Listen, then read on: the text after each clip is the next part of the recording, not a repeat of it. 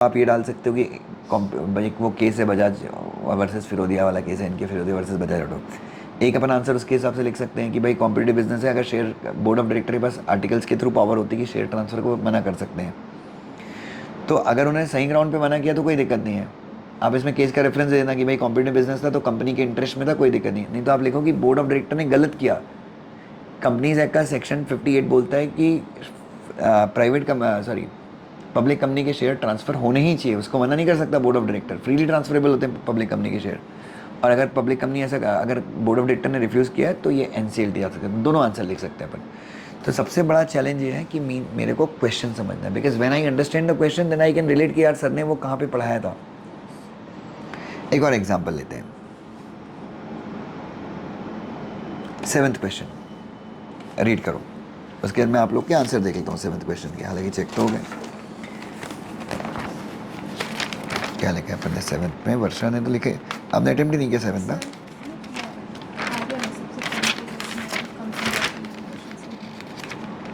7 ठीक है। Within the area.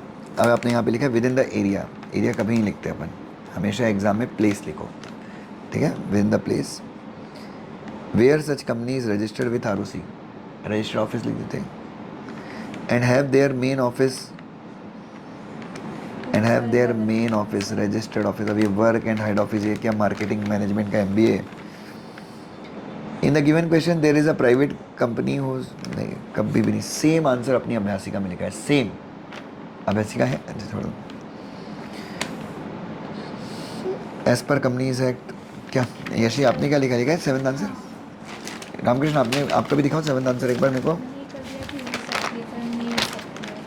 गलत है। एज पर सेक्शन खाली है, सेक्शन याद रखना है मेरे को 96।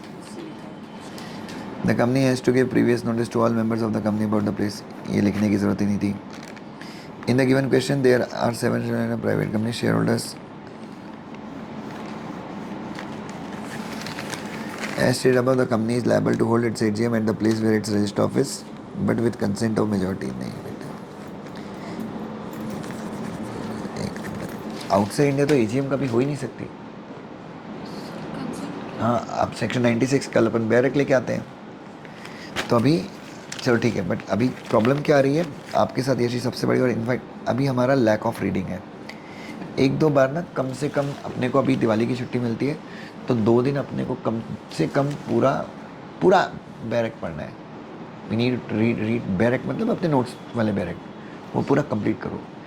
प्रॉब्लम वही आ रही है। तभी ना इस टेस्ट के मार्क्स को सोच के इतना नेगेटिव होने की ज़रूरत नहीं है, क्योंकि अभी तो एग्ज़ाम नहीं हुआ, अभी तो बाकी के बच्चों ने पढ़ना तक शुरू नहीं किया, अपना एक टेस्ट भी हो गया 100 मार्क का, ठीक है। तो ये चीज़ बस ध्यान में रखना है। रामू जी, हाँ क्वेश्चन पढ़ा, कौन सा क्वेश्चन? 7 ये फ्रेंच नेशनल वाला। कंपनीज एक्ट का सेक्शन 96 क्या बोलता है कि एक अनलिस्टेड कंपनी की एजीएम अगर सारे मेंबर्स कंसेंट दे दें तो इंडिया में किसी भी जगह पे हो सकती है, ठीक है। लेकिन एनीवेयर इन इंडिया, तो आपको वो प्रोविजन लिखना था 96 करके, ऐसा लिखना था। आपने क्या लिखा?